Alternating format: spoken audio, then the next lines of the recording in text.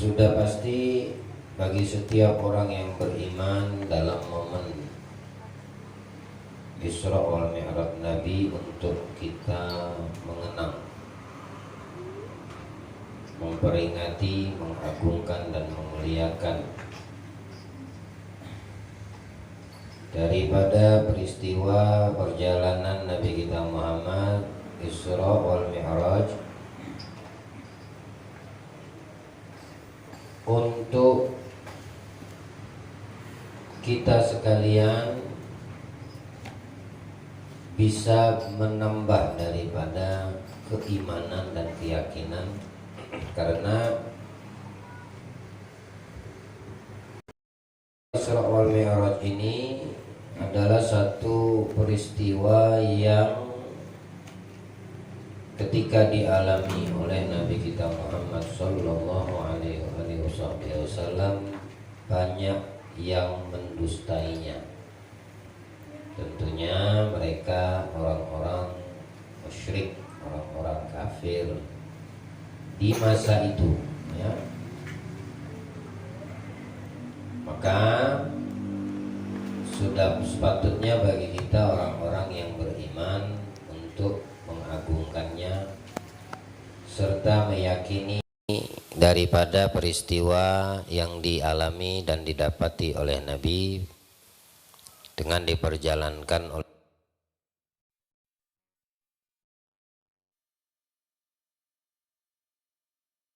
dengan Isra wal Mi'raj.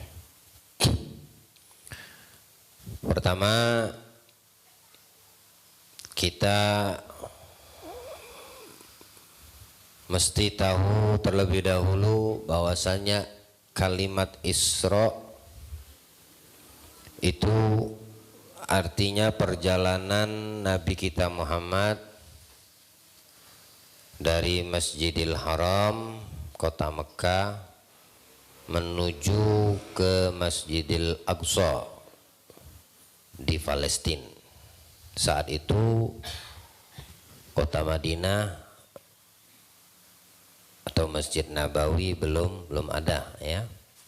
Karena peristiwa bersejarah ini, Isra Mi'raj ini terjadi sebelum Nabi hijrah ke Madinah. 1 tahun sebelum Nabi hijrah ke Madinah. Sebagian ulama mengatakan usia Rasulullah saat itu 52 tahun. Nabi 13 tahun di Mekah, 10 tahun di Madinah. Nah, kalau usia Nabi 52 tahun, ketika usia Nabi 53 tahun, nah di situ baru dapat perintah hijrah. Ya. Kenapa Masjid Al-Aqsa yang dituju? Karena itu salah satu masjid yang terjauh saat itu. Pertama. Yang kedua, di Masjidil Aqsa Palestina itu buminya para nabi dan rasul sebelum Nabi Muhammad.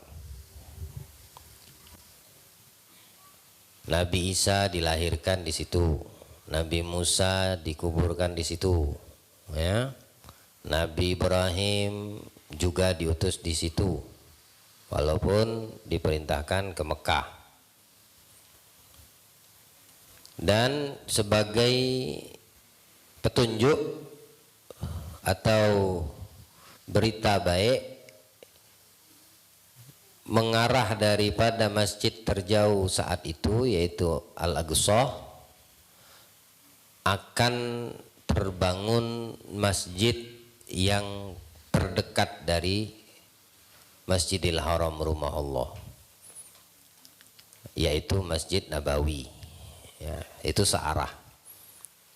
Jadi Masjidil Haram, Masjid Nabawi, kalau terus tarik ke atas Masjidil Aqsa.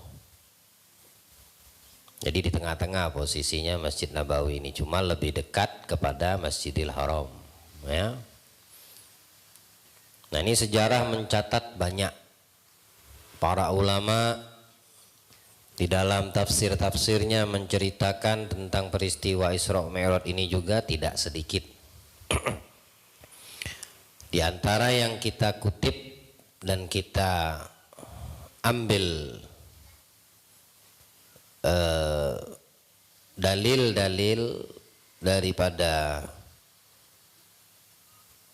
perkataan ulama berkaitan dengan peristiwa Isra wal Mi'raj pada malam hari ini yaitu apa yang diceritakan di dalam sejarah kehidupan Nabi di dalam kitab Siratul Al-Halabiyah. Ya, saya kutip dari kitab ini. Ya, ini kitab yang dinamakan Insanul Uyun fi Siratil Aminil Ma'mun.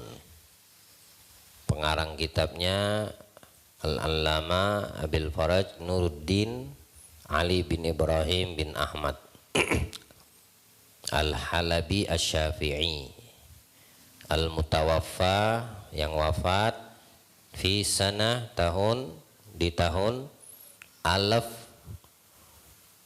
arba'a wa arba'in Hijriyah, tahun 1044 Hijriyah.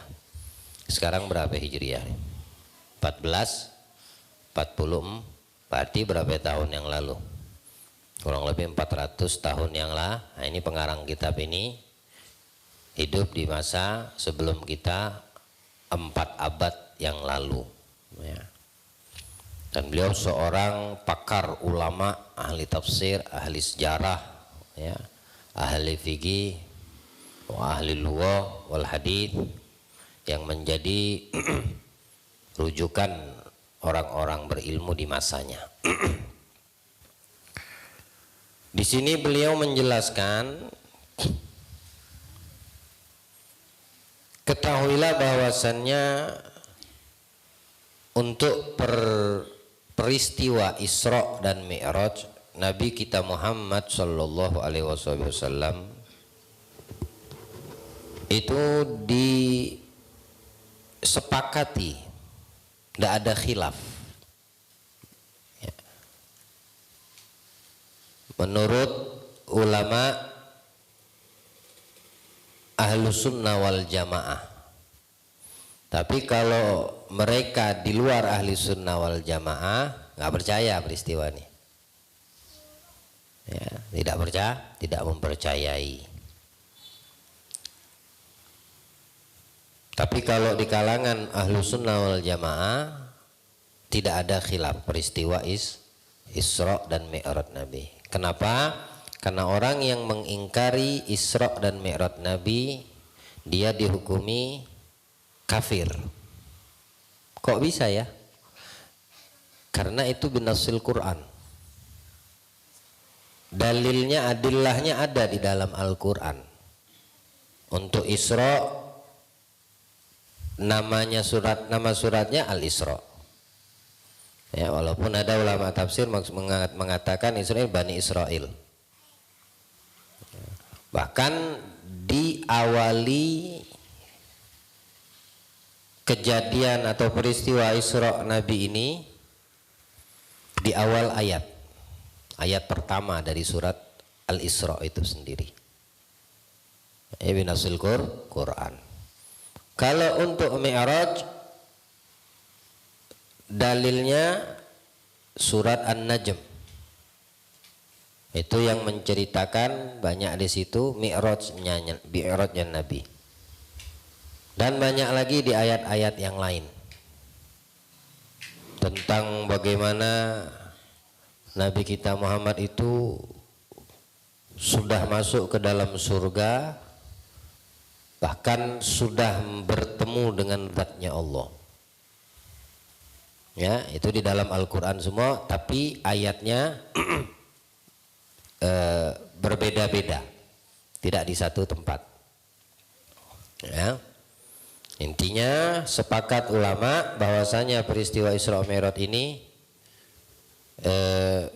tidak ada keraguan di dalamnya. Yang meragukan itu hanya orang-orang yang di dalam hatinya nifak, atau orang yang tidak beriman. Tamam. Ataupun hadis-hadis yang menjelaskan tentang perjalanan Isra Mi'raj Nabi. Ya. Al-Imam Al-Halabi di sini mengatakan baik dari jalur laki-laki dan perempuan secara berjamaah daripada sahabat-sahabat Nabi, kalangan laki atau perempuan, meriwayatkan daripada hadis Isra Mi'raj ini dan keajaiban yang ada di dalamnya dalam peristiwa Isra Mi'raj ini lebih daripada Nabi itu Isra-nya aja ya, itu sudah beliau alami. Ada riwayat yang mengatakan 30 kali, bayangin. Ya, 30 kali ini perjalanan Isra Mi'raj Nabi. Bedanya di mana? Nah, di sini ulama mengatakan sama seperti waktu Nabi menerima wahyu. Bedanya apa? Kalau peristiwa Nabi diangkat dan diutus menjadi Nabi sekaligus Rasul utusan Allah, kan itu saat usia beliau 40 tahun ya. Cuma Nabi itu sudah didatangkan ru'yah, mimpi, lewat mimpi. Sholat udah dikerjain lewat mimpi, kemudian ketemu dengan Jibril. Biar apa? Biar nggak kaget. Dan itu 6 bulan sebelum betul-betul Jibril menampakkan wujudnya dan menurunkan wahyu Allah atas perintah Allah ya, di bulan Ramadan. Tapi Nabi sudah mendapatkan di dalam mimpinya di bulan Rabi ya, Rabiul Awal itu, atau Rabiul Tsani. Pokoknya dalam kelang 6 bulan ini Nabi sering dimimpikan wahyu turun. Isra Mi'raj begitu juga, sebelum betul-betul dialami secara jasad, Nabi sudah dimimpikan dengan Isra dan Mi'raj secara ruh. Makanya di kacamata ulama kita ada yang berpendapat Nabi itu Isra Mi'raj dengan ruh.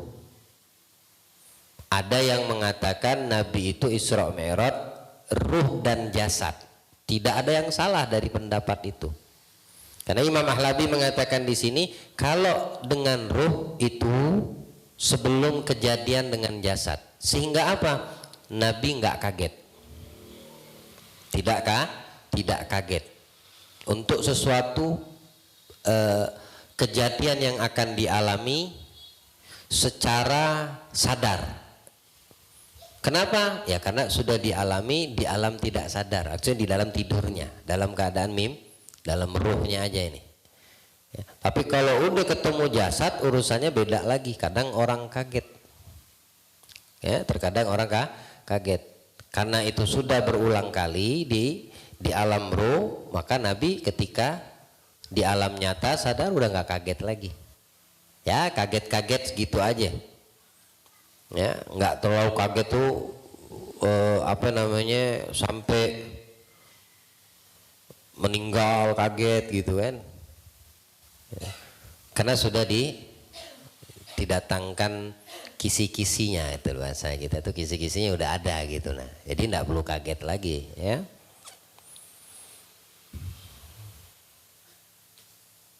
Al-Imam Al-Hatimi seorang ulama sufi, beliau berpendapat annal Isra waqa'alahu sallallahu alaihi wasallam 30 marrah. Peristiwa Isra itu, perjalanan Isra sudah dialamin Nabi sebanyak 30 kali. Wattafaqal ulama, dan sepakat ulama bahwasannya perjalanan Isra yang dialami Nabi secara nyata dengan jasad, dengan jasad. Yang mana kalau dengan jasad pasti dengan ruh. Tapi kalau ruh aja jasad tinggal. Nah, ketika terjadi itu secara ruh dan jasad, disitulah Allah menjelaskan kepada umat manusia, Maha Suci siapa? Allah Subhana. Tapi Allahnya nggak disebutin ya, Subhana. Kita sudah bisa nangkep siapa yang dimaksudkan Maha Suci di sini. Ya pastinya Allah. Kenapa Allah mengawali dengan tasbih? Maha Suci itu artinya Allah itu mentakdiskan, mensucikan zatnya dengan perjalanan hambanya ini, memperjalankan hambanya Muhammad SAW Rasulullah ini, Isra dan Mi'raj ini, karena ada pasti dari orang-orang yang tidak suka sama Nabi atau orang-orang musyrik akan mendustainya dan mengajarkan kepada kita bahwasannya setiap sesuatu yang kita lihat dengan mata kita adalah syai'un ajib, sesuatu yang membuat kita terpesona. Apa namanya kalau melihat sesuatu itu yang terpukau gitu ya. Yang pertama kita keluarkan apa dari lisan? Pujian atau pensucian? Kalau pujian alhamdulillah. Kalau pensucian subhanallah. Biasanya yang keluar apa? Kalau pujian umumnya ketika kita mendapatkan sesuatu. Tapi ketika kita melihat, mendapati sesuatu yang kita ucapkan subhanallah. Ya. Loh, kenapa seperti itu? Karena di dalam peristiwa Isra Mi'raj ini semua yang dilihat Nabi itu membuat beliau kagum. Ya, terkagum-kagum Nabi. Dan orang yang kagum pasti dia memuji Allah. Ya, pasti kita memuji Allah. Kenapa? Karena Allah adalah zat yang menciptakan itu, yang memberikan itu, yang menjadikan apa yang kamu lihat. Ya. Di luar akal manusia bisa terjadi. Maka kita tidak akan bisa, maka akal ini nggak bisa membatasi apa yang menjadi kehendak Allah, kecuali lisan yang hanya bisa mengatakan Maha Suci Engkau ya Allah. Artinya Allah itu betul-betul tidak bisa dipungkiri. Kalau Allah yang bertindak, kalau Allah yang berkehendak, kalau Allah yang menginginkan, kalau Allah yang menjadikan. Ya. Dulu kalau naik haji katanya pakai kapal laut berbulan ya, berapa puluh hari deh misalnya, belum ada pesawat. Ya. Kemudian ada pesawat cuma 10 jam dari Indonesia. Ya. Lalu ada orang yang dulu naik kapal misalnya sebulan nih, temennya naik pesawat 10 jam, yang naik kapal duluan nyampe, duluan nyampe. Udah yang nyampe duluan ini di Mekah, nelfon temennya yang di Indonesia di hari yang sama.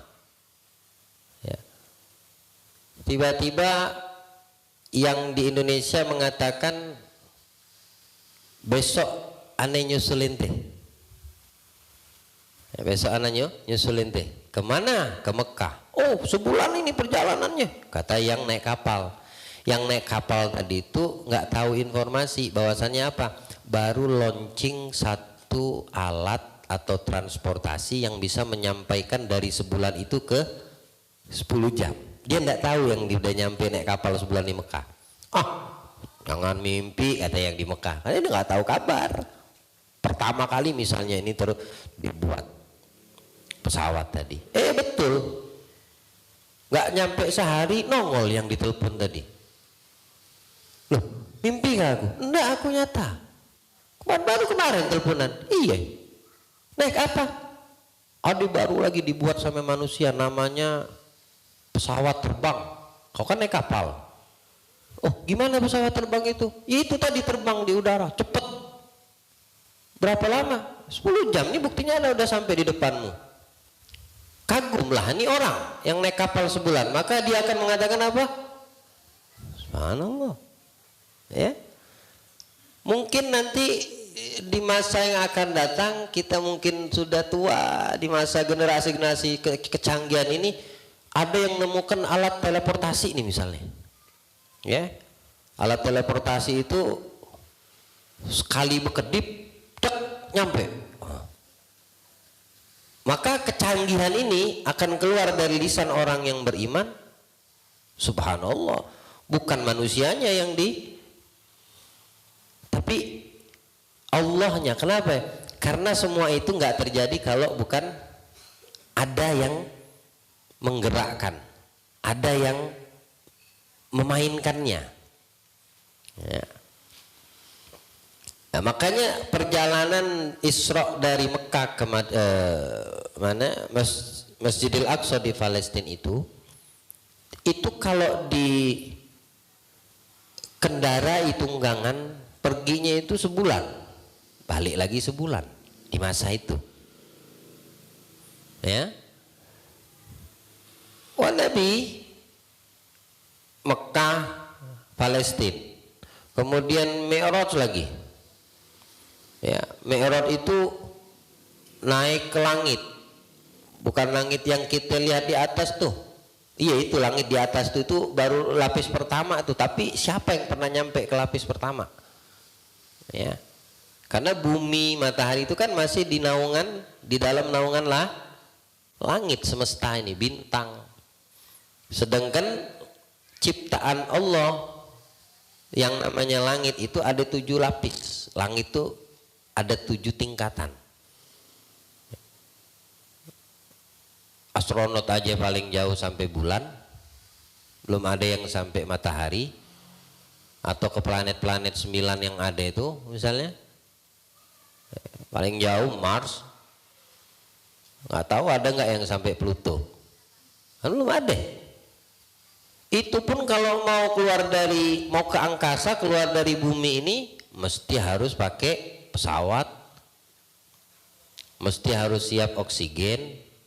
Nabi naik kendaraan, Masya Allah, namanya buruk, ya, namanya buruk, nggak ada pakai oksigen, kagak perlu ngisi BBM, ya, bisa aja, bukan saja langit, bukan aja bulan, lebih jauh dari itu Nabi bisa lewati.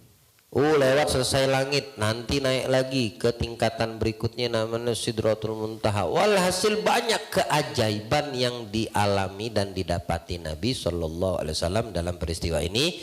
Maka dari itu Allah mengawali kalamnya, firmannya Subhanalladzi, Maha Suci, yang telah memperjalankan. Asro itu kata kerja lampau,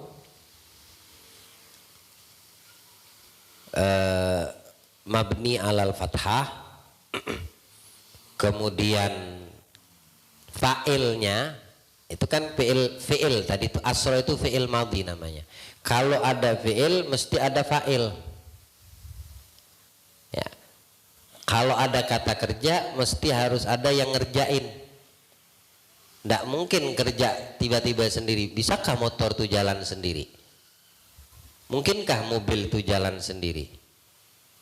Nggak ada yang mengendalikan. Nah, itu apa namanya, fi'il tuh, pekerjaannya tuh. Fa'il namanya yang mengerjakan. yang mengerjakan. Kita mau minum, mungkinkah minum itu datang ke kita dengan sendirinya? Mesti harus ada yang ngerjakan, ya. Kita bisa sampai di sini, ya. Mesti kita menunggangi sesuatu. Asra itu fi'il madhi kata kerja lampau. Butuh kepada fa'il. Nah, fa'ilnya ini mustatir, tertutup, tidak kelihatan. Takdirnya apa? Maksud takdir itu kira-kiranya, perkiraannya apa? Fa'ilnya Allah. Fa'il itu yang menjalankan. Asra itu kan yang menjalankan. Berarti kan ada yang menjalankan ini. Bukan berjalan, tapi di jalan. Siapa yang menjalankan? Ya otomatis Allah. Siapa lagi? Lailan, sebagian malam. Enggak juga satu malam, Masya Allah tuh. Ya, bukan satu malam full, enggak. Lailan itu sebagian malam. Minal masjidil haram, dari masjidil haram diperjalankannya ini. Allah memperjalankan Nabi itu dari Mekah. Minal masjidil haram ilal masjidil aqsa, ke masjid Aqsa Palestina sebagian malam. Masuk akal nggak? Yang nggak masuk akal kalau nimbangnya pakai akal. Nah, itulah yang dilakukan oleh orang-orang musyrik di kota Mekah, orang-orang kafir yang ada di zaman itu, karena mereka nimbangnya sama akal. Sebetulnya sedih, Nabi kita Muhammad itu menyampaikan yang hak itu nggak ada yang percaya. Lantas kalau di zaman kita saat ini peristiwa Isra Mi'raj ini ndak kita kenang, ndak kita jadikan ini satu untuk memperingatinya, memuliakan, mengagungkannya, apalagi kalau kita tidak mempercayainya, bahaya. Ya. Orang-orang yang mempercaya itulah yang masih senantiasa memuliakan peristiwa Isra ini. Apalagi di zaman saat ini ada aja paham mengatakan tidak percaya Isra Mi'raj untuk mengikis keimanan orang-orang yang beriman. Jadi kita alhamdulillah nih masih Allah izinkan untuk mengenang sejarah besar mukjizat Nabi setelah Al-Quran. Yang paling besar dikatakan Al-Quran nih perjalanan Isra wal Mi'raj, ya, yang diberkahi sama Allah di perjalanan ini. Banyak sekali keberkahan, banyak sekali hikmah, banyak sekali ilmu, banyak sekali pelajaran, tidak terhitung yang didapatkan oleh Nabi, yang dilalui oleh Nabi dari perjalanan Isra wal Mi'raj. Jadi intinya Nabi itu diperjalankan Isra wal Mi'raj itu dengan jasad dan ruh. Maha suci Allah yang telah memperjalankan bi abdihi, ya, hambanya, berjalankan dengan hambanya, artinya manusia. Ya, kalau manusia berarti bukan ruh, bukan Nabi, bukan Allah di situ biruhihi, tapi bi abdihi. Abd di sini kan hamba. Siapa? Manusia. Manusia itu yang dikatakan manusia yang jasad ini manusia. Ya. Walaupun yang menggerakkan, membuat manusia itu dikatakan hidup adalah ruh yang ada di jasadnya. Ya. Nah, ini menunjukkan dalil bahwasanya Nabi itu diperjalankan Isra wal Mi'raj dengan jasad dan ruh. Ya, clear deh, jelas tuh dalilnya. Ya. Jadi jangan sampai kita itu terpengaruh dengan kata-kata dan bahasa-bahasa yang saat ini ingin mendiskreditkan, menghilangkan keyakinan orang-orang yang mempercayai, mengimani daripada perjalanan Isra wal Mi'raj Nabi Muhammad. Nah, itu penting ya, karena bahagia Nabi ketika ada umatnya yang mengenang, memuliakan, selalu menjaga dengan tradisi yang baik peristiwa Isra wal Mi'raj ini untuk mengenang kejadian tersebut. Ya, itu membahagiakan hati Nabi. Kenapa? Ketika itu terjadi dengan Nabi sendiri di masa tersebut, banyak orang yang mendustainya. Tapi tidak untuk kita yang tidak mengalami masa tersebut, mesti kita meyakini dan mempercayainya untuk iman kita hingga tidak tidak terkikis keimanan dan keyakinan kita kepada Nabi kita Muhammad SAW dan kebesaran Allah ya. Dan Allah pun pengen menunjukkan kepada kita umat manusia betapa agungnya Nabi kita Muhammad ini dengan perjalanan Isra wal Mi'raj ini ya. Karena tidak ada yang bisa mendapatkan apa yang didapatkan Nabi dari perjalanan Isra wal Mi'raj ini. Semua makhluk ciptaan Allah dari manusia dan yang selain manusia kecuali Nabi Muhammad ya. Siapa yang pernah melihat zatnya Allah? Nabi Muhammad. Kapan? Ini ya, di bulan Rajab ini. Sepakat ulama ya 27 Rajab.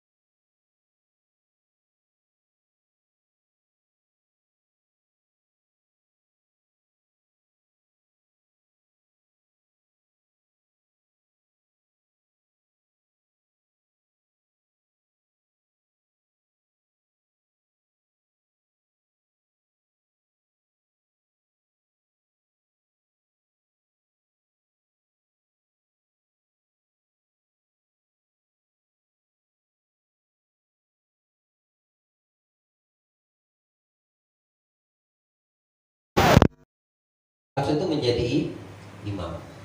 Ada satu malaikat yang Jibril alaihissalam aja nggak kenal, nggak pernah lihat dan nggak pernah tahu, berarti baru diciptakan sama Allah.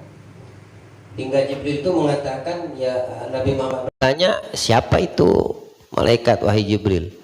Kata Jibril, dari aku diciptakan Allah sampai detik ini, sampai saat ini nggak ada malaikat yang tidak aku kenal, nggak ada yang tidak aku ketahui kecuali yang ini. Ya, ini baru Allah jadikan malaikat ini. Tugasnya apa? Mengumandangkan azan. Bayangin, perintah sholat belum datang. Ya, perintah sholatnya di mana? Di Mi'raj. Tapi Nabi sudah dikasih tahu nih azan nih, begini azan. Seruan sholat tuh kayak gini. Nih seruan qomat tuh kayak gini. Ya. Setelah selesai azan, setelah selesai qomat, tandanya akan didirikan apa? Sholat. Baru di situ Nabi Muhammad dituntun, dipegang tangan oleh malaikat Jibril untuk menjadi Nah, di situ mencontohkan sholat berjamaah. Padahal perintah sholat belum ada. Ya, makanya ada yang itu sudah pakai jasad dan ruh ya. Karena sudah memang berjalan Isra Mi'raj. Tapi yang didapetin Nabi secara jasad dan ruh sebelumnya sudah didapatkan Nabi secara ruh dulu, sehingga Nabi nggak kaget akan peristiwa itu. Contoh apa lagi? Waktu Mi'raj Nabi diizinkan masuk ke dalam surga dan melihat keindahan, kemegahan, kenikmatan surga. Di surga Nabi dengar suara telapak kaki sahabatnya, orangnya ada di bumi gitu nah. Orangnya ada di dunia masih hidup. Tapi Nabi dengar langkah kakinya. Siapa sahabatnya? Bilal bin Rabah. Loh, ini langkah kakinya Bilal, Nabi tahu. Kok bisa langkah kakinya ada di surga, orangnya masih hidup di bumi? Ya. Dan itu ditanyakan sama Nabi waktu sudah balik. ya ke bumi ini. Kata Rasulullah, ya Bilal, aku dengar suara langkah kakimu, tapak sendalmu itu di surga. Udah nyampe duluan. Itu tasarrufnya ruh ya, nggak bisa dibatasin. Ruh itu nggak ada tempat. Makanya ruh itu nggak ada tempat di jasad. Penting yang pasti ada di badan. Di mana? Nggak tahu. Ya. Kalau ruh di tangan, potong tangan, mati lah tuh orang. Potong kaki, mati tuh orang. Kalau memang ada tempat. Nyatanya orang yang terpotong tangan, kaki, nggak mati. Ada yang kepotong badan bahkan. Ada itu pembukaan Piala Dunia tadi tuh, yang ngaji itu. Tahu? Pernah lihat nggak? Yang ngaji Piala Dunia 2022 ini kemarin nih, tahun kemarin tuh. Yang ngaji itu ada kaki kah dia? Nah ada, kita kadang lihat ya, Masya Allah, masih aja nih hidup orang. Yang penting palanya ada. Tapi kalau udah kepalanya nggak ada, ya alamat. Ya. Oh berarti ruh ada di kepala? Ya enggak juga. Pokoknya ruh nggak bisa ditempatkan. Makanya kadang kalau kita jasad di sini, kita ngelihat itu berarti ruh kita di sono. Mau lewat mimpi itu. Ya. Nah, ini sebagian ulama juga, makanya kalau mau tidur itu jangan apa itu, kadang perempuan ini bedak putih itu, masker, ya, untuk melembabkan kulit wajah. Ya, bawa tidur aja gitu, atau biji mata dikasih tomat sama timun. Ya. Kenapa ya? Nanti pakai itu masker, bukan wajah aslimu lagi, udah ketutup sama masker ya. Ini dalam, jangan kegatelan mau dandan waktu tidur muka dimaskerin. Ruhmu keluar dari jasad, bingung dia mau balik, mana jasadku? Karena mukanya beda, ketutup masker. Ya, wudhu sebelum tidur itu dianjurkan. Tapi kalau selain itu jangan deh, waktu masih sadar aja dah gitu. Jangan waktu lagi tidur mukanya itu dibikin aneh-aneh. Nah, jadi disitulah Nabi kita menjadi imam di Masjidil Aqsa. Bilal bin Rabah kedengaran suaranya, kakinya. Nabi tanya, ada amalan apa? Kok sampai duluan kakimu? Engkaunya masih di dunia. Nggak ada ya Rasulullah. Coba ingat-ingat kata Nabi. Nggak mungkin nggak ada amalan gitu. Nggak ada kecuali kata Bilal, setiap aku selesai berwudu, aku sholat 2 rakaat sunnah wudu, itu aja. Nah itulah sebabnya kata Nabi. Bayangin, 2 rakaat setelah wudu itu bisa menghantar yang ngamalkannya ke dalam surganya Allah. Ya. Sepele banget ya kalau kita lihat ya. Nggak ada yang berat sebetulnya di umat Nabi Muhammad ini. Baliknya kepada kitanya lagi, ada nggak semangat, ada nggak mau nggak istiqomah gitu nah.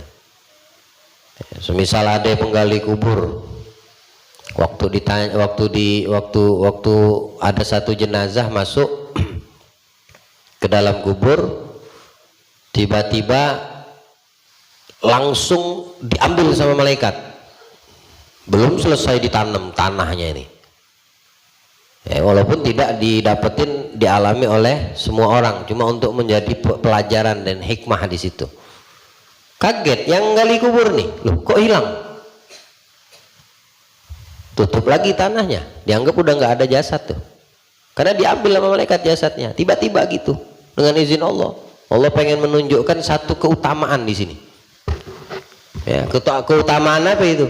Nah, nanti disebutin. Datang lagi tahun berikutnya, nggak lama dari situ, saudara yang meninggal, saudara yang pertama yang jasadnya itu baru ditaruh di dalam lahatnya, liang kuburnya diambil sama malaikat. Nggak lama dari situ saudaranya juga meninggal, digali lagi sama tukang kubur yang sama. Waktu ditaruh jasad diambil lagi sama malaikat, hilang lagi, nggak ada jasadnya. Ini keramatnya ini, karomah si mayit ini.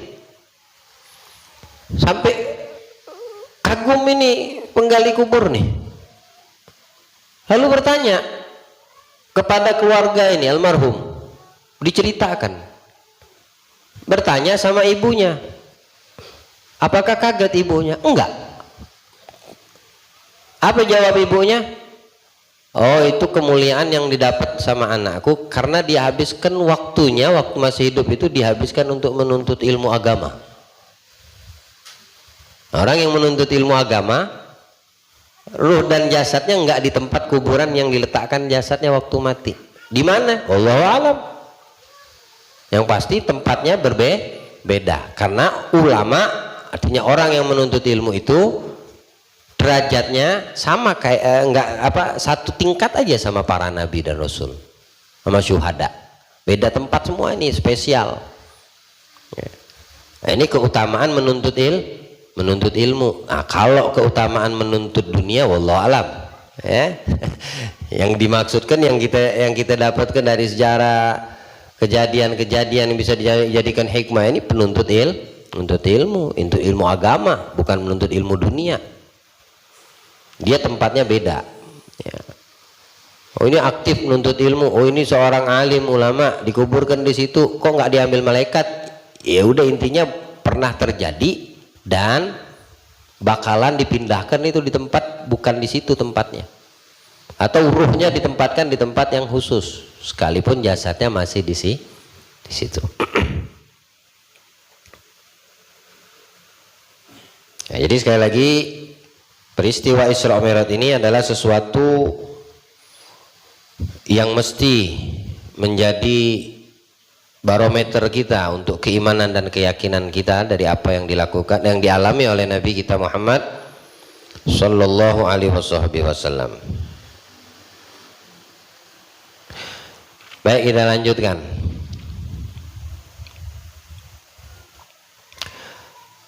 Disebutkan di dalam riwayat, Nabi Shallallahu Alaihi Wasallam didatangi oleh malaikat Jibril dan Mikail, dan bersama dua malaikat ini malaikat yang lain, malaikat rahmat. Saat itu Nabi sedang muttaji fil masjid. Muttaji itu lagi tidur miring gitu, kayak mayat itu nah. Sunnah tidur muttaji itu sunnah, menghadap kiblat. Ya. Atau kalau tempat tidurnya, kasurnya nggak ngadep kiblat, bukan ngadep kiblat, artinya ketika dia muttaji badannya ngadep kiblat, berarti gulingnya enak, meluk guling itu ngadep ke kanan, pas kiblat gitu nah. Ya udah, ngadep kiblat terus, walaupun dia bangunnya di depan pintu misalnya, nggak ada masalah waktu mau tidurnya gitu nah. Sunnahnya muttaji ngadep kiblat. Tidur muttaji itu cara tidurnya Nabi Muhammad. Ya, para nabi dan rasul tidurnya muttaji. Kalau tidurnya terlentang, tidurnya para raja-raja. Kalau tidurnya tengkurap, tidurnya syaitan. Ente pilih aja deh. Ya. Sampai tidur aja Nabi itu, Islam tuh ngajarin jangan seperti ini ya, untuk laki-laki ya. Tapi kalau untuk perempuan bagus tengkurap tidurnya. Makruh kalau tidurnya terlentang. Ya, makruh terlentang. Sunnahnya muttaji, ngadep kanan. Sambil peluk guling. Ya, yang belum punya laki, yang belum punya bini. Yang udah punya laki bini, ya peluk binimu, ngapain guling? Bego. Wahlul banget, ada bini pilih guling, ada laki pilih guling. Ini untuk yang belum punya laki bini ya.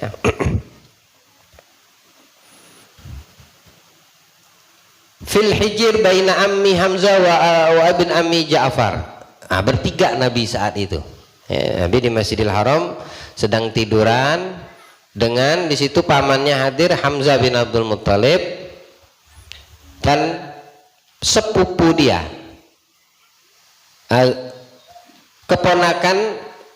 keponakannya Hamzah, sepupunya Nabi kita Muhammad SAW yang bernama Ja'far, kakaknya Ali bin Abi Thalib. Hamzah paman, Ja'far sepupu, dua-duanya keponakan Nabi. Tapi Hamzah itu juga, Hamzah bin Abdul Muthalib ini bisa dikatakan saudara Nabi. Ayo, ada yang tahu kenapa Sayyidina Hamzah bisa dikatakan saudara Nabi? Kan pamannya, kok bisa jadi saudara? Susuan, Allah barik ya. Hamzah pernah disusui oleh Halimatus Sa'diyah, Thaibatul Aslamiyah, ya, atau Halimatus Sa'diyah. Juga Nabi pernah disusui oleh salah satunya. Ya, ibu susuan sama, paman plus saudara, tapi susu bukan kandung. Kalau dari sisi nasab, paman, saudara ayahnya. Kemudian salah satu dari mereka berkata, khudhu sayyidil qaum al-awsat bainar rajulain. Salah satu malaikat ini berkata, ambil pemimpin kaumnya dari salah satu dari yang di tengah-tengah nih, dari dua orang yang ada di samping kanan kirinya. Kanannya Hamzah, mungkin kirinya Ja'far, ya, atau sebaliknya Nabi di tengah-tengah. Ambil yang di tengah-tengah dari yang berada di samping dua orang ini. Fahtamiluhu hatta ja'u bihi Zamzam. Bawa, maksudnya Nabi Muhammad, dan datangkan air Zam-Zam untuknya. Nah, di sini juga peristiwa pembelahan dada lagi untuk Nabi. Jadi ada 4 kali peristiwa pembelahan dada Nabi kita Muhammad. Ya, salah satunya ketika mau diperjalankan Isra Mi'raj. Mesti dibersihkan dulu ini pakai air Zam-Zam, menunjukkan air Zam-Zam itu air yang mulia. Akan khilaf ulama mana yang afdal, Zam-Zam atau Kautsar. Jumhur ulama mengatakan Zam-Zam lebih afdal dari Kautsar. Kenapa? Karena Zam-Zam dipakai itu air untuk membersihkan Nabi ketika mau menghadap Allah, mau berjumpa dengan Allah dalam perjalanan Isra wal Mi'raj. Kemudian ketika mau diangkat menjadi Nabi dan Rasul, ketika masih kecil, ketika umur Nabi 10 tahun. Jadi ada 4 kejadian. Masih masa susuan, Halimatus Sa'diyah pernah dibelah, dikeluarkan dan dibersihkan jantung Nabi pakai sanubari, ya maksudnya pakai air Zam-Zam ini tadi. Ada yang mengatakan Kautsar lebih afdol. Ada riwayat tengah-tengah, para ulama mengatakan Zam-Zam afdol di dunia, Kautsar afdol di akhirat. Ya. Ambil, bawa dan datangkan air Zam-Zam. Kemudian basahi pundaknya. Kita bersihkan mulai dari pundaknya. Nah, di situ Jibril yang tampil. Malaikat Jibril yang tampil.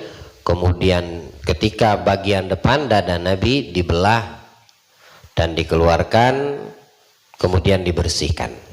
Apa yang dikeluarkan? Yang dikeluarkan sesuatu yang umumnya ada pada manusia biasa. Nabi itu kan basyarun lakal basyar, manusia tapi tidak seperti umumnya manusia. Sama seperti batu berlian sama batu koral. Nah, sama-sama apa? Batu, tapi sama enggak nilainya? Tidak. Nabi Muhammad manusia, menikah, punya anak, makan, minum, tidur, umumnya aktivitas manusia, tapi di sisi lain beliau tidak seperti manusia. Setelah terjadi proses pembelahan dan dibersihkan 3 kali nih ya, dibersihkan 3 kali ya. Dari semua yang ada yang tidak pantas ada dari sifat yang tidak baik dari manusia, dibersihkan daripada Nabi kita Muhammad, sehingga Nabi Muhammad itu nggak ada sifat yang tidak baik tampil dari beliau itu yang didapati umumnya kita manusia biasa. Nah, dibersihkan sama Jibril.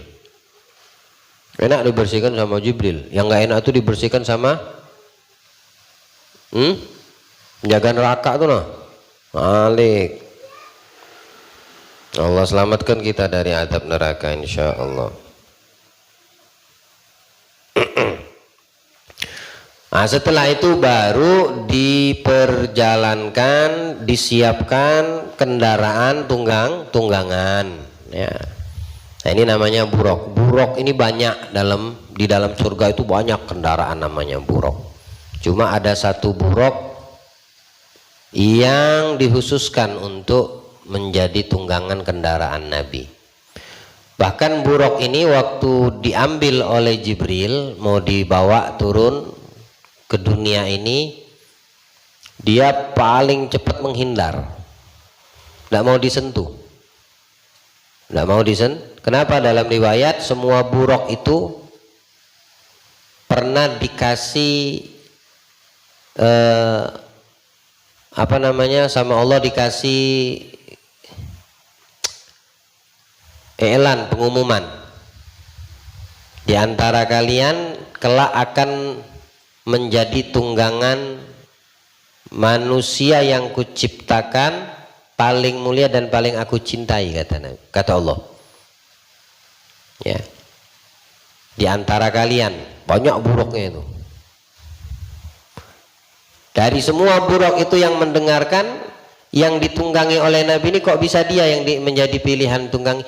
Karena ketika Allah mengumumkan disebut nama Muhammad, cuma satu buruk ini aja yang selalu rindu sama Nabi kita Muhammad, padahal belum ada Nabi Muhammadnya.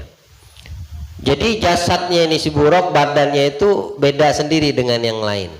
Kalau yang lain seger, kuat, yang ini agak nahif, kurus, nggak seseger itu, karena terlalu lama menahan rindunya pengen ketemu dan cepat ditunggangi sama Nabi Muhammad. Ya.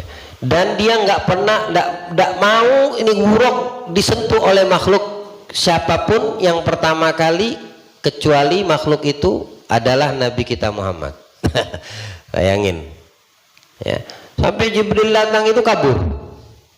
Nabi Jibril ke sini, dia ke sono, Jibril ke sono, dia ke situ, sana sini sana situ, nggak bisa disentuh.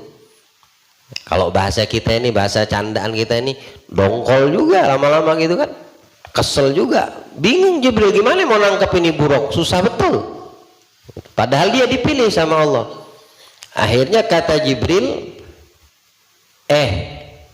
aku ini bukan mau menunggangimu, bahasa global aja deh, aku ini bukan mau menunggangimu, tapi aku ingin membawamu, dan kamu ini mau akan dijadikan tunggangan Rasul Muhammad. Nah, dengar nama Muhammad Sallallahu Alaihi Wasallam, datang dia ke Jibril, tidak kejar-kejaran lagi, dia yang mendekat, karena nama Nabi Muhammad itu yang sudah dirindukannya, dia dengarkan yang kedua kalinya. Pertama dari Allah, yang kedua Jibril.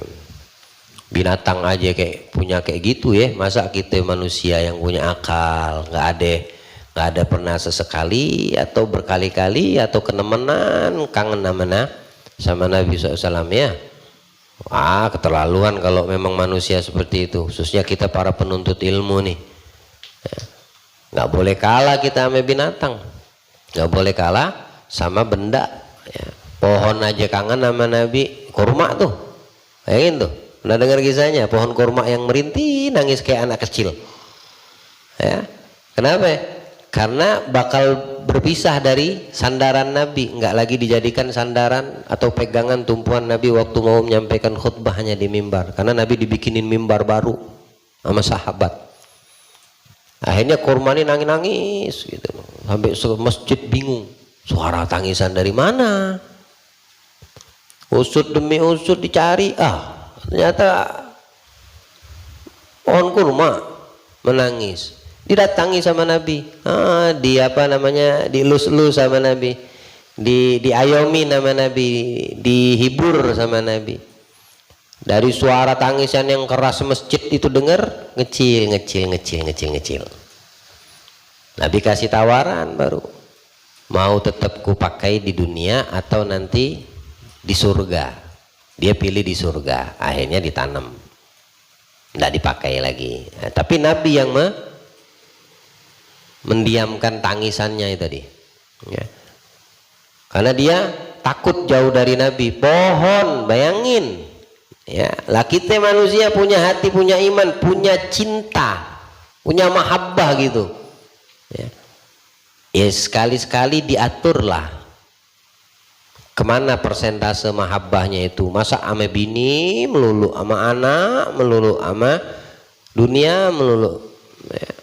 Sama kebagusan, kemewahan terus menerus. Ya ada persentase lah ya mahabbahnya untuk Nabi, rindunya untuk Nabi ya. Hingga ada satu ulama, seorang alim, kemudian seorang pemimpin, itu beliau itu sampai dikatakan dalam riwayat dia itu tidak pernah luput sholawat kepada Nabi. Dia punya amalan sholawat setiap malam dengan kesibukannya sebagai seorang khalifah ya, seorang pemimpin.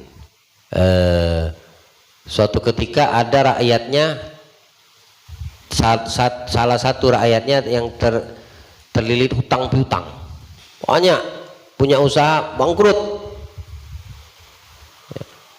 bingung ini, ditagih sama yang menghutangi, disesor, dikejar, pokoknya harus dapat. Dia kebingungan, akhirnya mentok-mentok dia meminta kepada Allah, memohon kepada Allah, dan dia selalu mendekatkan dirinya kepada Nabi Muhammad, si yang terlilit utang ini. Malam-malam Allah muliakan dia didatangi oleh Nabi Muhammad di dalam tidurnya ya. Kemudian kata Rasulullah, datangi pemimpinmu, atau khalifahmu ini, pemimpinmu ini, bilang ambil uang keperluanmu dari dia ya, sampaikan kepadanya kenapa semalam enggak membaca sholawat untukku. Namanya seorang pemimpin ya. Nah waktu didatangi disebut mimpinya tadi kepada khalifah ini, saat yang mimpi ini bilang bahwasannya aku bermimpi Nabi dan mengatakan, bilang kepada anakku, ini pemimpin ini tadi ya, bilang kepada anakku, anggap si A namanya, kalau aku disuruh ambil uang darimu. Mendengar itu dia minta ulangi apa yang dikatakan Rasulullah, bilang kepada anakku, jangan teruskan katanya, diambil uang kasih. Apa yang dikatakan Rasulullah, bilang kepada anakku stop, diambil lagi uang kasih. Dia cuma pengen, dia kangen untuk, seneng hatinya tadi itu dengar kalimat Nabi mengatakan bilang kepada anakku. Kalimat anakku maksudnya ditujukan si khalifah ini, pemimpin ini tadi. Ya Allah, girangnya diseneng, disebut namanya tuh diakui oleh Nabi, anakku gitu nah. Pemimpin ini tadi. Cuma kalimat anakku. Iya memang kalimat anakku, cuma yang memberikan ikrar dan pernyataan seperti itu siapa dulu gitu nah. Ya kan? Nabi Muhammad. Cuma kalimat anakku. Sampai wazirnya, menterinya bilang, sudah stop, masa nggak bisa melunasi utangmu? Udah cukup, lebih dari cukup, kata si yang terlilit utang. Akhirnya dipersilakan pulang. Lalu wazirnya bilang, wahai pemimpin ya, kenapa kau habiskan hartamu? Kata si khalifah ini, wahai menteriku, andai kata semua harta dan dunia ini milikku dan habis untuk kuberikan kepadanya, aku habiskan. Tidak ada masalah. Kenapa? Karena aku senang dengar dia mengatakan apa yang dilihatnya dalam mimpi dari perjumpaannya dengan Nabi, wahai anakku. Maksudnya anakku ya aku yang dimaksud gitu. Nah, aku mendapatkan sandangan seperti itu. Ya. Anaknya Nabi Muhammad gitu. Nah, ya, di antara umat beliau. Malam aku memang sibuk, capean, ketiduran di tempat kerjaku katanya. Lupalah sholawat sama Nabi. Nah, dengan kelupaannya itu akhirnya Nabi menegurnya melalui hambanya yang umatnya yang lain. Ya. Allah muliakan kita dengan mahabbah dan kangen kepada Nabi Muhammad SAW. Akhirnya diambil nih buruk dan didatangkan kepada Rasul Shallallahu Alaihi Wasallam di kota Mekah saat itu. Dan dari Masjidil Haram itulah perjalanan dimulai, ya. Nah, di sini di dalam riwayat disebutkan Nabi itu start perjalanan Isra-nya itu di mana posisi Nabi muttaji, kan di dalam masjid ini, Masjidil Haram.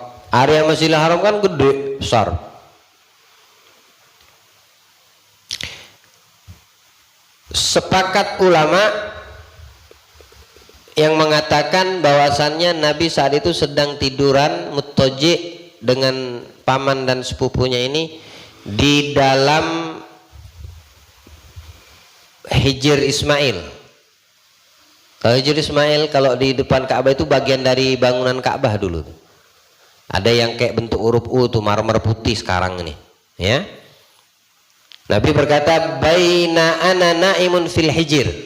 Hijr Ismail. Arti jaraknya kurang lebih 3 hasta dari dinding tengah-tengah huruf U Hijr Ismail itu. Nah, 3 hasta itu, 1 hasta kurang lebih 40 cm.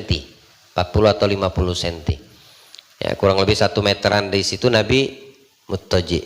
Ada di situ Nabi berangkat. Kalau Anda ke sana, bisa Allah sampaikan ke sana, haji atau umroh, bisa masuk ke Hajar Ismail tuh, Hijr Ismail, upayakan sholat di situ.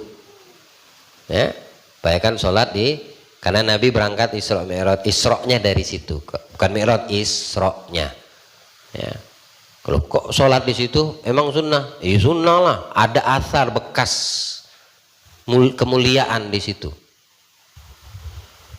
Masa sholatnya bukan bekas? Nabi itu waktu Isra itu ditanya sama, dikasih tahu Jibril, ini Bethlehem tempat lahir Nabi Isa. Tapi sebelumnya disuruh berhenti singgah, suruh sholat dulu 2 rakaat. Udah selesai sholat, Nabi tanya, tempat apa ini? Ini tempat kelahiran Isa. Nabi sholat di situ. Ya, mengajarkan apa kepada umatnya? Itu athar tabarruk namanya. Ya, mengambil bekas peninggalan yang ada berkahnya di situ. Ada berkah, ada keberkahan di situ. Tempat lahirnya Nabi Isa, kemudian apa namanya, di tempat sejarah-sejarah yang ada di situ Nabi disuruh singgah sholat sama Jibril. Nah, kalau untuk Nabi Isa aja Nabi kita di situ, apalagi bekas Nabi Muhammad gitu ya. Ya. Nabi Isa saja seperti itu, ada bekasnya. Masa Nabi Muhammad tidak meninggalkan bekas barokah? Rugi kalau punya pikiran seperti itu. Semua keberkahan yang ada ini berkat Nabi Muhammad.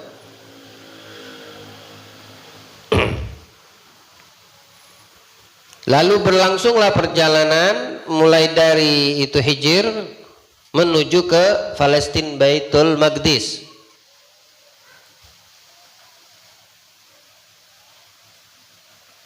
Nabi di atas tunggangan buruk yang menjadi drivernya Jibril, yang menjadi pendamping kanan kirinya Mikail dan Israfil, bukan Israel, Israfil, ya, dan didampingi di sayap buruk kendaraan itu 2 malaikat rahmat lagi yang lain. Siapa sekarang yang menjadi raja di sini? Jibril atau Nabi Muhammad? Israel kah? Atau Mikail yang bawa rizki? Tetap Nabi Muhammad. Nabi Muhammad enggak nyopir, tapi disopirin, ya, drivernya, sewak atau saiknya, sopirnya Jibril. Nabi kita Muhammad ini Masya Allah luar biasa, keagungannya itu ditunjukkan sama Allah untuk umat dia paling banyak di Isra Mi'raj, ya. Itu buah namanya, apa namanya, hasil. Kita kalau lihat sejarah sebelumnya, kenapa Allah itu menghadiahkan ini perjalanan Isra Mi'raj, ya. Ini kan sesuatu yang sangat-sangat tidak bisa dinilai dengan apapun, kebahagiaan yang nggak bisa diungkapkan dengan apapun, sampai bisa melihat dan bertemu dengan zatnya Allah. Adakah yang lebih nikmat dari itu? Surga tuh nikmatnya kalah, nggak ada apa-apanya.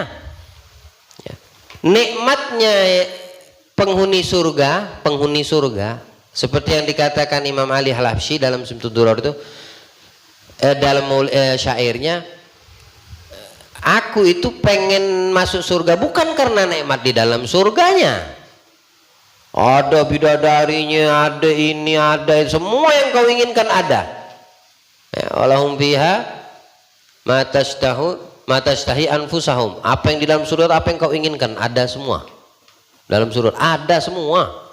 Apa yang nggak ada, rokok ada, korek ambil di neraka misalnya bahasa gitu, ya. Yang hobi ngerokok nih, Anda nggak ada hobi lagi nanti yang di surga, nggak ada yang ngerokok ya, dilarang no smoking nanti di pintu surga tuh tulisannya itu.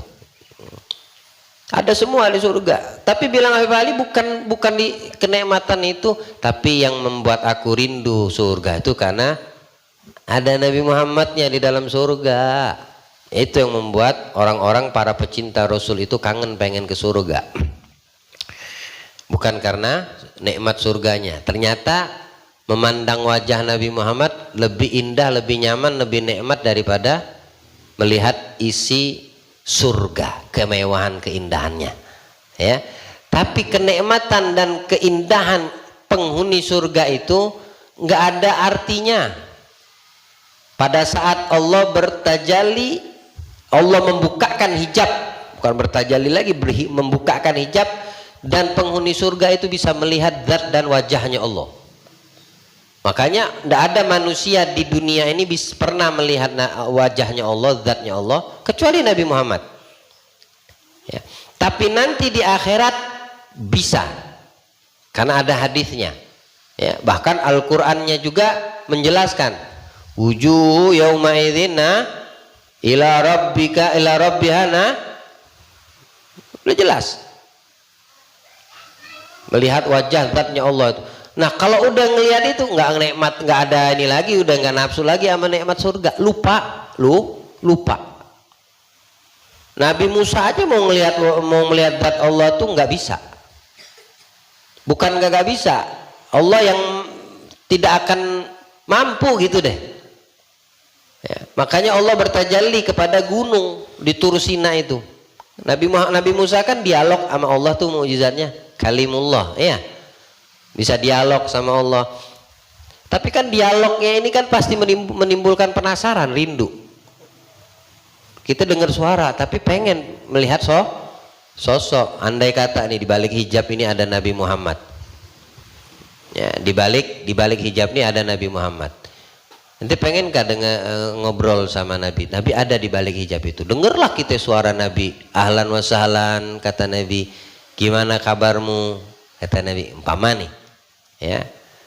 Ente bisa jawab, bisa dengar suara Nabi, bisa ngobrol sama Nabi. Kira-kira gimana perasaan kita? Hah?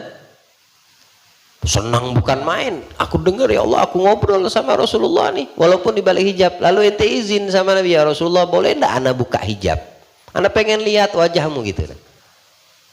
Ya.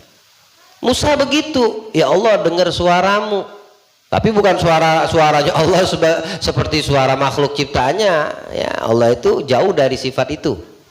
Bagaimana suaranya, bagaimana kalamnya, bagaimana firman, wallahu alam, hanya Allah yang tahu. Yang tahu, bukan aslinya seperti yang dialami dan didapatkan oleh Nabi Musa. Tapi ketika terjadi diskusi, dialog, dengar suaranya, bicaranya Allah Ta'ala, ya timbul pengen melihat sosoknya, zatnya. Kata Allah nggak bakal mampu. Kalau pengen lihat gunung. Jadi Allah menampakkan zatnya di gunung. Ya, kalau langsung ke sosok Musa ya nggak bakal sanggup. Ketika Allah bertajalli dengan itu gunung, supaya Nabi Musa pengen melihat, karena permintaannya, apa yang terjadi sama gunung? Hancur. Gunung itu hancur, Musanya itu terpelontang, terlempar, pingsan. Pingsan. Setelah sadar, ya Allah, aku bertobat. Tobat aneh dengan apa yang ku minta gitu. Nah, gunung yang kokoh gede aja kayak gitu,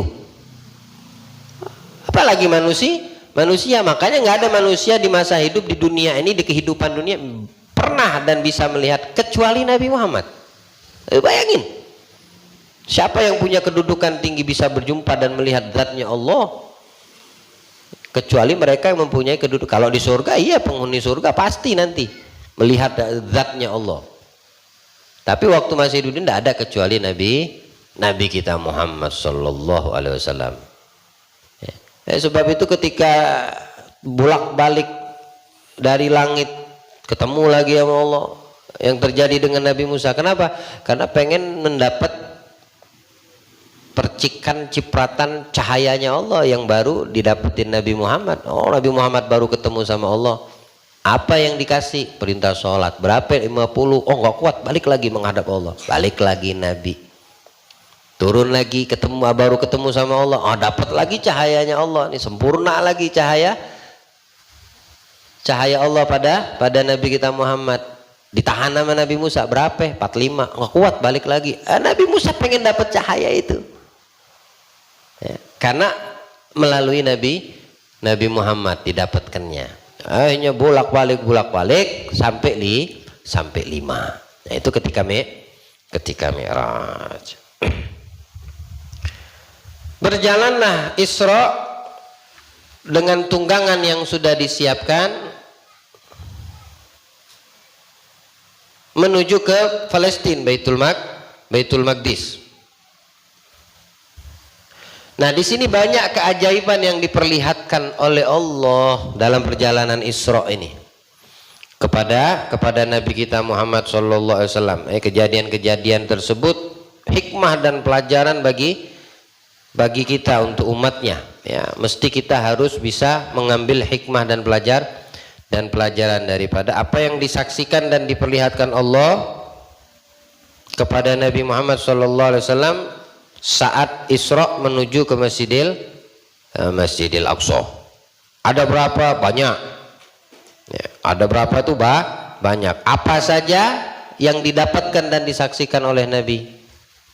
Ya, di antara kejadian-kejadian, keajaiban, keberkahan yang seperti yang Allah firmankan dalam Al-Quran, ya, alladzi barakna haulahu, yang kami berikan sepanjang perjalanan itu keberkahan, ya, dari sisi manapun keberkahan. Ya. Apa saja yang didapetin oleh Nabi Muhammad SAW? Nah, insya Allah besok kita lanjut. Ya, besok kita Isra Mi'raj juga, ya, di markas sekaligus haul. Nah, kita lanjutkan ini kajian insya Allah. Berikan umur yang panjang, sehat al-afiyah, dan Allah berikan kekuatan untuk kita senantiasa istiqomah dalam kebaikan, dan ditambahkan mahabbah kita kepada Nabi, dikuatkan iman kita kepada Allah dan sang Nabi yang mulia. Amin ya rabbal alamin. Wassallallahu ala sayyidina Muhammadin khatamin nabiyyin wa alihi washabbihi wasallam. Walhamdulillahi rabbil alamin. La ilaha illallah al-mawjud fi kulli zaman. La ilaha illallah al-mawjud fi kulli zaman. La ilaha illallah al-ma'bud fi kulli makan. La ilaha illallah al-ma'bud fi kulli makan. La ilaha illallah al-madhkur bi kulli lisan. La ilaha illallah al-madhkur bi kulli lisan. La ilaha illallah al-ma'ruf bil ihsan. La ilaha illallah al-ma'ruf bil ihsan. La ilaha illallah kulla yawmin huwa fi shan. La ilaha illallah kulla yawmin huwa fi shan. La ilaha illallah al-aman al-aman. La ilaha illallah al-aman al-aman. Min zawalil iman wa min fitnati syaitan ya qadim al-ihsan kam laka alaina min ihsan ihsanukal qadim ya hanan ya manan يا رحيم يا رحمن يا غفور يا غفار اغفر لنا وارحمنا وأنت خير الراحمين